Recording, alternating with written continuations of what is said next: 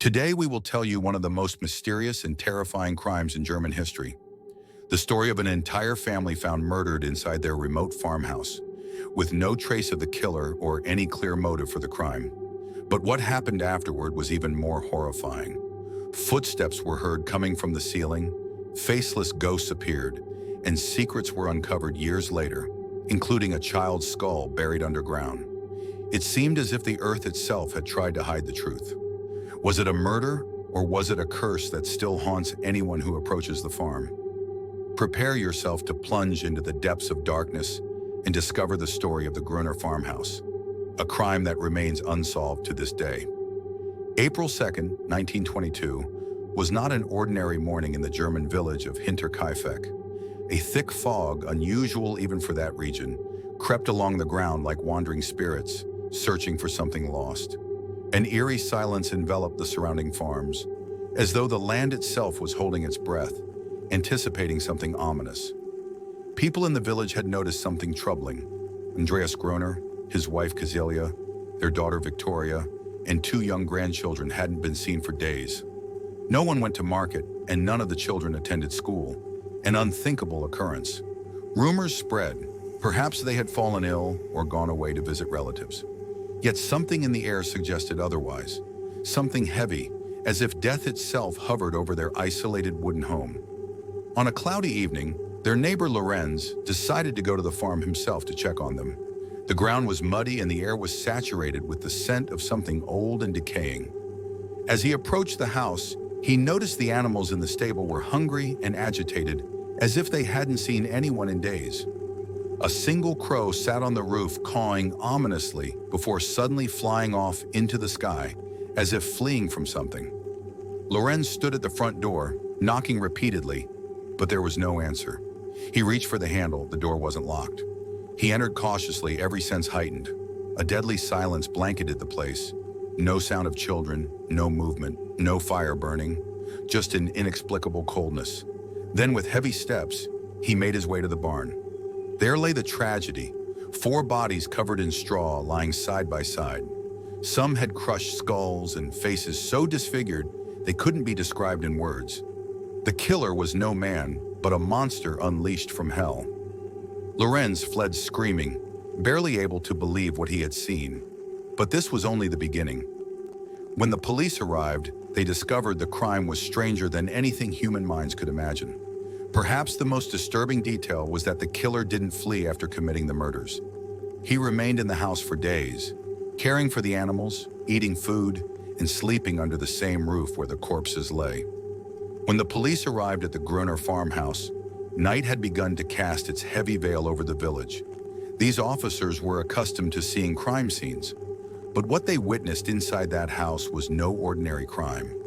It was a theater of hell itself. The first thing that caught their attention was that all doors and windows were locked from the inside. The killer hadn't escaped. He was still there. They entered the barn where Lorenz had found the bodies and began examining them. Andreas, the head of the household, had been struck on the head with a heavy object, possibly a shovel, which shattered his skull. His wife, Kazelia, was in worse condition.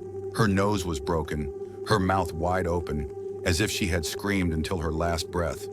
But the most horrifying sight was little Cecilia, the 7-year-old granddaughter found lying beside her grandparents. Her torn hair was scattered around her, clenched tightly in her small hand, as though she had been pulling it out in terror before dying. Victoria's body, however, was different. She appeared to have been moved after death, wearing clean clothes, her face lacking the same terror evident on the others. It was as if her killer had known her, or felt differently toward her. The officers entered the house and found more surprises piling up. The bed had been freshly made. The food in the pot was half cooked. The fire in the stove was still warm. And strangest of all, there were footprints in the mud outside the house, leading inward, but none leading back out. In the attic, they found something that froze the blood in their veins. A small pile of scattered straw with an old blanket on top, and next to it, a bare footprint, small in size, belonging to no one in the family. Someone had been sleeping there, watching and waiting for the family days before the massacre. Did the first theory say the killer lived in the attic? Some investigators believe that the killer did not come from outside, but had been living above the victims' heads, hidden in the attic of the house for several days before the crime. The evidence seemed clear. Traces of sleeping arrangements and a worn-out blanket were found there. The homeowner himself had reported hearing footsteps at night before the murders occurred, and even a long-lost key was mysteriously returned to its place without explanation. But the question that remained unanswered was, why did the killer stay after committing the crime? He lit the stove, fed the animals, and even cleaned parts of the house. Did he feel like one of the family members? Or was there some hidden psychological or even demonic connection binding him to the farm? Second theory, the father was the killer. Some suspected that the killer wasn't a stranger at all, but Andreas Gruner himself, the head of the household. Old reports suggested an inappropriate relationship between Andreas and his daughter Victoria. Church records indicated he had previously been investigated over allegations of misconduct within the home. Rumors also spread that Yousef, Victoria's son, was not the child of her deceased husband, but rather the result of a forbidden relationship between father and daughter. According to this theory, Andreas killed his entire family out of fear of being exposed or due to a mental breakdown, and then committed suicide. But here's the problem. His body was found lying among the others under the straw, with a smashed skull just like the rest. If he was the killer, who killed him? Third theory, a sorcerer or mysterious ritual. Another more mysterious theory emerged, that the crime was part of a satanic ritual or a premeditated magical killing. The bodies were carefully placed beside each other, almost as if arranged according to a specific system. Victoria in particular was dressed in clean clothes and looked calmer than the others, suggesting the killer may have treated her differently. It was also discovered that Victoria had a large bank account with no known source of income, raising suspicions that she had contact with unknown individuals. Was she blackmailing someone? Was she a witness to something dangerous? And did a mysterious visitor come to silence her? Fourth theory, the killer wasn't human. This might be the strangest theory, but it found believers who swore by its truth. After the incident, a neighbor's child claimed that a faceless man stood silently on the roof of the farmhouse every night, watching.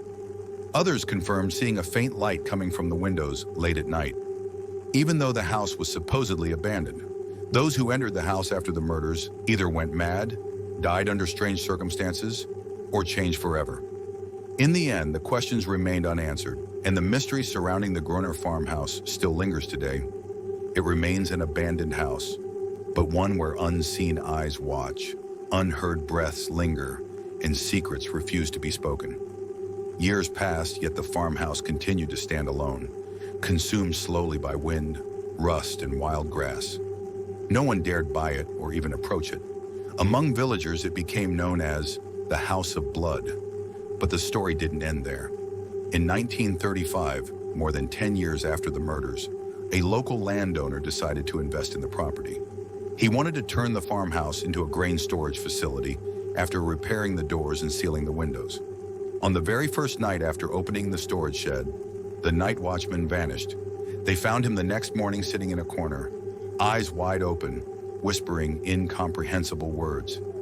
He kept repeating one sentence over and over. "They were here. They were watching me from the ceiling." He was taken to a psychiatric hospital and remained there until his death a year later, never regaining full awareness. Victoria's diaries. In 1951, during cleaning operations in one of the old cellars, workers discovered a small wooden box, tightly sealed and covered in thick layers of dirt and mold. Inside were personal diaries belonging to Victoria Gruner, the daughter of the murdered family. In the early pages, she wrote about daily life, her problems with her father, and how lonely she felt in the village. But in the last few notebooks, everything changed. "I hear it every night. Footsteps in the attic, heavy breathing above my head. At first I thought it was my imagination, but now I'm certain. There is someone living among us, someone who doesn't belong." The investigation continued, but without fingerprints, witnesses, or suspects, it led nowhere. In the midst of this mystery, another shocking revelation emerged. Just weeks before the incident, Andreas had told neighbors he'd been hearing footsteps in the attic at night, finding newspapers misplaced and even a long-lost key returning mysteriously to its original spot.